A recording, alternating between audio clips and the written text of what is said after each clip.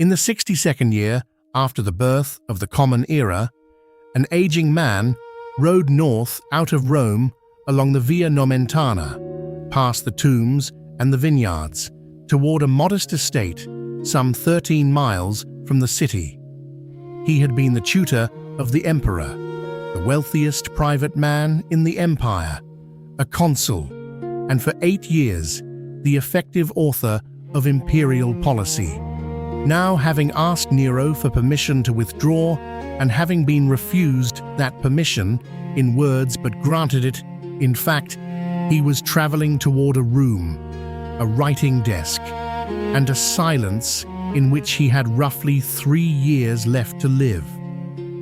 He knew, as the wheels of the carriage sounded on the paving stones, that he had not been given peace. He had been given only the interval before the executioners arrived, and the question that occupied him on that road, the question he would spend the remainder of his life answering in letter after letter to a friend named Lucilius, was this: whether the years of retirement that remained to him would be the emptiest of his life or the fullest. Let us reflect on what he decided. The principle at the heart of this episode is the Roman concept of otium. The word is often translated as leisure, and this translation is, for our purposes, misleading. Leisure, in the modern ear, suggests idleness or amusement, or the vacancy of hours filled by nothing in particular. Otium, in the Stoic vocabulary, and especially in the vocabulary of Lucius Annaeus Seneca, means something quite different. It means withdrawal from public affairs for the purpose of philosophical work. It means the deliberate turning of the mind, freed from the noise of the forum and the demands of office, toward the study of what a human life is for. The Romans distinguished otium from negotium, its opposite. Negotium, literally not otium, was the world of business, of law courts, of political ambition, of the crowded morning greeting when clients gathered in the atrium of a great man's house. Otium was what remained when one had, either by choice or by exhaustion, withdrawn from that world. And here is the crucial distinction. For the Stoic, otium was not the absence of labor. It was labor of a different order.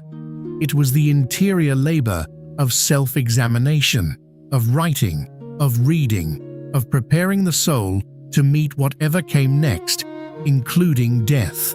Seneca states this most directly in the treatise De Otio, on leisure, a work which survives to us only in fragments. He writes there, in the translation of Aubrey Stewart, that the wise man, even in retirement, is doing something which will benefit posterity. The retreat is not selfish. It is a form of service performed at a distance, and often, he will argue, a truer form of service than the one performed in daylight before the eyes of the crowd. We must consider what this means, because it cuts against several assumptions the modern listener carries. We are told, in the loud voices of our own age, that a life is measured by what one produces, by what one is seen to do, by the offices one holds, by the visibility one achieves. Seneca, having achieved all of these things and having found them insufficient, is proposing something quieter. He is proposing that there is a kind of work which can only be done in stillness, and that this work is not preparation for real life, but is itself the most real portion of a life.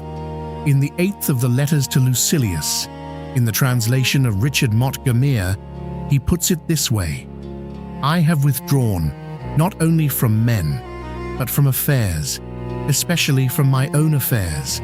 I am working for later generations. I am writing down some ideas that may be of assistance to them. Notice the phrasing. He does not say he has withdrawn to rest. He does not say he has withdrawn to enjoy his vineyards, though he had vineyards to enjoy.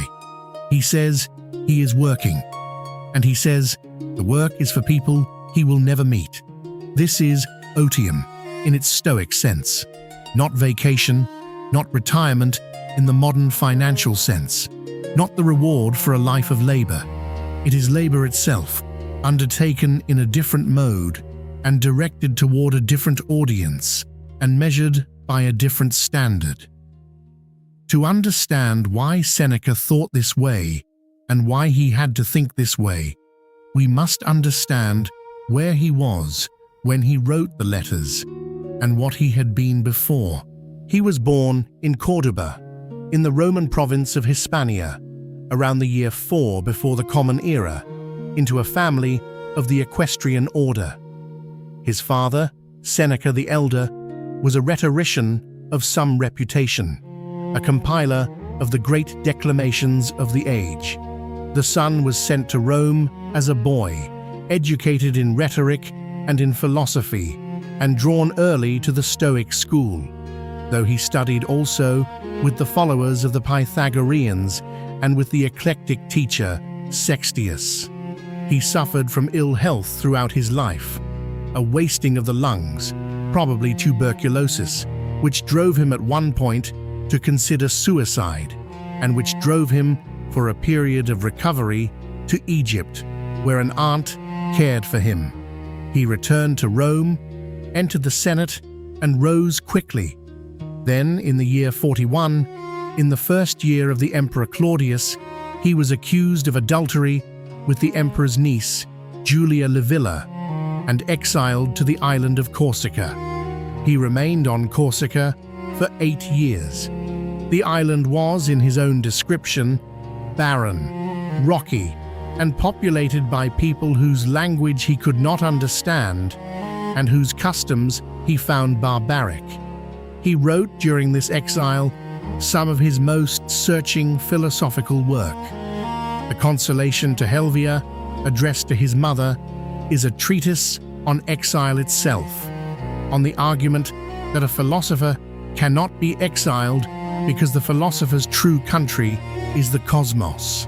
The Consolation to Polybius, addressed to a freedman of the emperor, is more troubled, more transparently a request for recall, and later writers have judged it harshly. Seneca himself in later years seems not to have wished it remembered. The recall came in the year 49. The Empress Agrippina, having married her uncle Claudius and having secured her son Nero's position as heir, needed a tutor for the boy. She summoned Seneca back to Rome. He came, and for the next 15 years he was near the center of imperial power, first as tutor, then as chief advisor after Nero's accession in the year 54, then increasingly as the man responsible, with the prefect Burrus, for holding the young emperor's worst impulses in check. During these years, he grew immensely rich. His estates spread across Italy and beyond. He lent money at interest, on a scale that some ancient sources suggest contributed to the revolt in Britain under Boudicca. He lived in the world he philosophically distrusted, and he was aware of the contradiction. His enemies, of whom there were many, accused him of hypocrisy. He addressed the accusation directly in the treatise De Vita Beata, on the happy life, in which he argued essentially that a philosopher is not required to be a beggar, that riches are neither good nor bad in themselves, and that what matters is whether one is possessed by one's possessions or possesses them lightly, ready to give them up when required. By the year 62, the balance had broken. Burrus was dead, perhaps poisoned. Nero had murdered his mother Agrippina in the year 59, and Seneca had written the letter of justification that was read in the Senate afterward, a fact he does not, in his surviving writings, ever quite examine. The old restraints were gone. Nero surrounded himself with new counselors, harder men who did not remind him of his childhood. Seneca, sensing the shift, went to the emperor and asked to be allowed to retire, offering to return his wealth to the imperial fisc. Tacitus preserves the scene for us in the Annals. Nero refused the wealth, refused the retirement in name, and embraced Seneca warmly, promising continued friendship. Seneca understood what this meant. He began, in fact, to live as a retired man. He reduced his household. He avoided the city. He spent his time at his estates, especially the one near Nomentum, and he began the great work of his final years, the letters to Lucilius. Lucilius Jr. was a friend, a fellow equestrian, a procurator in Sicily, a man interested in philosophy, but not yet, in Seneca's judgment, a philosopher. The letters are addressed to him, 124 of them surviving, ranging in length from a few paragraphs to substantial essays. They cover the ordinary and the ultimate, a visit to a bathhouse, the death of a friend, the nature of the soul, the right use of time, the proper attitude towards slaves, the fear of death. They were written, we should understand, in the shadow of the executioner. Seneca did not know the exact day, but he knew, as any observer of Nero's court would have known, that the day was coming. In the year 65, it came. He was accused of complicity in the Pisonian conspiracy, an accusation for which the evidence was thin, and ordered to take his own life. He did so, according to Tacitus, with composure, dictating final words to his secretaries as he bled, and speaking to his wife and his friends, and taking a hemlock draught when the bleeding proved too slow, and finally suffocating in the steam of a heated bath. The letters, then, are the work of Otium. They are what he did with the years he had left. This is the circumstance in which we must read them. Consider now how the principle actually functioned in his daily life at Nomentum. We have his own descriptions scattered through the letters, and they are worth attending to closely, because they show us what Otium looked like as a practice, not merely as an idea. In the 55th letter, he describes traveling in a litter through the countryside, past a villa that had once belonged to Servilius Vatia, a man who had lived long and died safely by the simple expedient of hiding from politics. Seneca observes with characteristic honesty that people used to say of this Vatia, "He alone knows how to live." Seneca corrects them. Vatia, he writes, did not know how to live. Vatia knew how to hide. There is a difference. The man who withdraws in order to escape is not practicing otium. He is practicing cowardice and calling it by a nobler name. The distinction matters. Seneca is not romanticizing withdrawal as such. He is not saying that the countryside is virtuous and the city vicious. He is saying that withdrawal is a tool, and like any tool, it can be used well or badly. The lazy man who retires to his estate to eat and drink and doze in the sun has not gained otium. He has merely traded one form of unconsciousness for another. What matters is what one does inside the withdrawal. What Seneca did inside the withdrawal was principally three things. He read, he wrote, he examined himself. The reading was disciplined. In the second letter, he counsels Lucilius against the scattered reading of many books, which he compares to the wandering of a man with no home. Everywhere means nowhere, he writes. When a person spends all his time in foreign travel, he ends by having many acquaintances, but no friends. So too with books. He recommends instead the deep reading of a few authors, returning to them, digesting them, taking from each day a single thought that could be carried into the night. He himself read the Epicureans as well as the Stoics, and quoted Epicurus generously on the grounds that a good thought is a good thought regardless of which school produced it. The writing was daily. The letters themselves are the evidence. But we know also that he was composing in these years the Naturalis Questiones, a treatise on natural philosophy, on winds and waters, and earthquakes and comets, and that he was revising other works. He wrote, apparently, for several hours in the morning and again in the late afternoon, and he did so, we are told, in the 8th letter, by lamplight when the daylight failed. The self-examination was formal. He describes it in the treatise De Ira, on anger, in a passage that has become one of the most quoted in all of Stoic literature. At the end of each day before sleep, he would review his conduct. In the George Long tradition of translation, though this passage is more often given in the version of Aubrey Stewart, he asks himself, "What bad habit have you cured today? What fault have you resisted? In what respect are you better?" He notes his own errors, a sharp word spoken in a debate, an impatience with a servant, a vanity indulged. He does not scourge himself. He simply notes. The purpose of the examination, he writes, is not to inflict pain, but to prevent the same errors tomorrow. These three practices, reading, writing, self-examination, constitute the fabric of Otium as Seneca lived it. Notice what is absent. There is no mention of relaxation as an end in itself. There is no mention of enjoyment for its own sake, though he did enjoy his gardens and his books, and did not deny that he did. There is no mention of retreat from responsibility.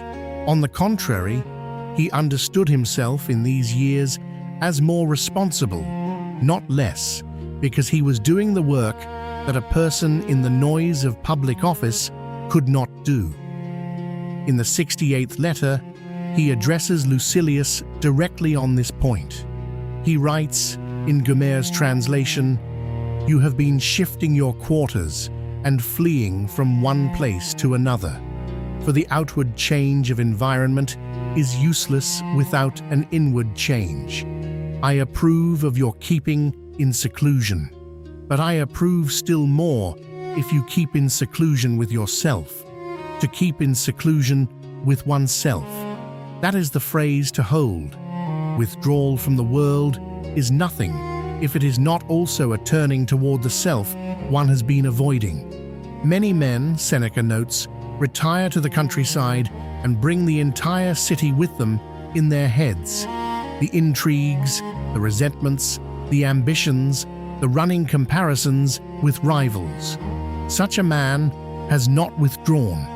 He has merely relocated his agitation to a quieter setting, where it can now be heard more clearly." Seneca is honest, too, about how difficult this is. He does not claim to have mastered it. In the 27th letter, he opens with a confession. "What, say you, are you giving me advice? Have you already advised yourself, already corrected your own faults? Is this the reason why you have leisure to reform other men? No, I am not so shameless as to undertake to cure my fellow men when I am ill myself. I am, however, discussing with you troubles which concern us both, and sharing the remedy with you, just as if we were lying ill in the same hospital." The image is remarkable. Two patients in the same ward, comparing their illnesses, sharing what has helped. This is what the letters are, not the pronouncements of a master to a pupil, not the wisdom of one who has arrived to one who has not begun, but the notes of one sick man to another, both hoping to recover before the end. There is one more feature of Seneca's Otium that must be named, because it distinguishes his practice from mere private study. He wrote for publication. He knew the letters would be read beyond Lucilius. He was, in that sense, still serving. The withdrawal was not from humanity. It was from a particular set of demands upon his time, undertaken so that he could serve a larger and slower audience, the readers of his own age who would find the letters, and the readers of ages to come, of which we are one. He says this openly in the 8th letter, which we have already quoted. I am working for later generations. He believed this. He was right. What then is Seneca actually teaching, and what should the listener carry from this account? The first teaching is that withdrawal is not the opposite of work. It is a different mode of work. The person who leaves the forum and goes to the vineyard has not stopped laboring if the laboring is done well. The person has changed the object of the labor from external affairs to the interior condition, and from the visible to the invisible, and from the present to the long future. This is a philosophical claim, and it stands or falls on whether one accepts that the interior condition is a real object, worthy of labor and capable of improvement through disciplined attention. Seneca believed it was. The listener will need to decide. The second teaching is that the value of withdrawal depends entirely on what one does inside it. The place matters little. Nomentum was not sacred. Corsica had not been sacred either, and yet the consolation to Helvia was written there. What matters is whether the mind, once withdrawn, actually turns to its work, or whether it merely revolves the same anxieties in a new setting. Seneca is unsparing on this point. The countryside cannot heal a man who has brought his disease with him. The third teaching, and perhaps the most difficult one, is that otium is not a reward waiting at the end of life. It is a practice to be undertaken as soon as one recognizes its necessity, and ideally before one is forced into it by circumstance. Seneca had the luxury, in a bitter sense, of being pushed toward otium by an emperor who no longer wanted him at court. Most people are not pushed. Most people continue in negotium until they are physically unable to continue, and then discover that they have not prepared, and that the interior life they meant to attend to someday has been left all these years in a state of neglect from which it cannot easily be recovered. This is the argument of the treatise, De Brevitate Vitae, on the shortness of life, written earlier in Seneca's career, but bearing directly on the theme. Life is not short, he argues there, if it is used. It is short only if it is squandered. And most people squander it not through any dramatic vice, but through the simple accumulated postponement of the interior labor to some later time that never arrives. The fourth teaching concerns the relation of otium to death. Seneca wrote the letters to Lucilius in the certain knowledge that he would soon be ordered to die. This knowledge shapes the letters throughout. The philosopher who withdraws is not preparing for a longer life. He is preparing to leave the life he has at whatever moment the leaving is required. Otium is, among other things, the practice of loosening one's grip on the things one will have to release. It is the rehearsal of the surrender that death will demand. The person who has practiced letting go of the forum, of the honors, of the applause, of the wealth, has already done in advance what the dying will do all at once. The fifth teaching, and the one most easily missed, is that otium is a form of generosity. The person who withdraws well produces something, a book, a letter, an example, a habit of thought that outlives them and serves people they will never meet. Seneca could have kept his advice to himself. He could have practiced his philosophy silently and taken it into the grave. He chose instead to write it down and send it, letter after letter, into a future he could not see. We are the recipients. We are the later generations he was working for. The letters arrived. Take these together and something coherent emerges. Otium is not escape. It is not vacation. It is not the retirement of the exhausted. It is the deliberate transfer of one's labor from the outer to the inner, from the immediate to the enduring, from the seen to the unseen. It is available at any point in a life, though it is easier to enter when circumstance permits. It requires a place, though the place is not the point. It requires the willingness to sit with oneself, which is the hardest part. And its fruit, when it bears fruit, is a mind less afraid of what is coming, and a body of work, however modest, that can outlast the person who made it. The wise man knows this. The wise man begins the labor early. The wise man does not wait for the emperor to refuse his resignation. You have listened this long, and it is fitting that we should end quietly. Consider, before you return to whatever you are doing, the room you are in. Consider the hours that will be given to you tomorrow. Consider the way most of those hours will be spent, in tasks that must be done, in obligations that press upon you, in communications that require answers, in the ordinary negotium of a life. This is not to be despised. Seneca did not despise it. He did it himself for many decades, and did it by the standards of his time with considerable skill. But consider also this. Somewhere in those hours, there is a margin. It may be very small. It may be a half hour before others in the household are awake. It may be the walk between one place and another. It may be the time before sleep, when the day is done and the mind is not yet quieted. That margin is where Otium begins. It does not require a vineyard at Nomentum. It does not require exile to Corsica. It requires only the decision to turn, in that margin, toward the interior labor, and to do a little of it, and then a little more, the following day.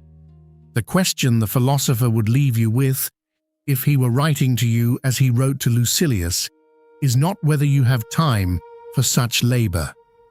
He would consider that question already answered.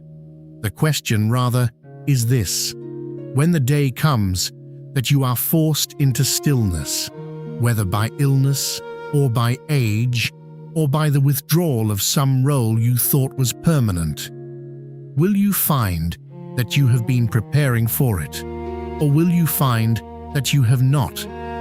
The letters were written by a man who knew he had waited too long to begin, and who was working at speed to make up what he could of the lost years. He tells us so directly. He does not present himself as a model of foresight. He presents himself as a warning and as a companion in the work. You are, whether you ask to be or not, a later generation. He was writing to you. The vineyards of Nomentum are gone. The estate is gone. The man is gone. The letters remain. What you do with them is now your labor and no one else's. Farewell.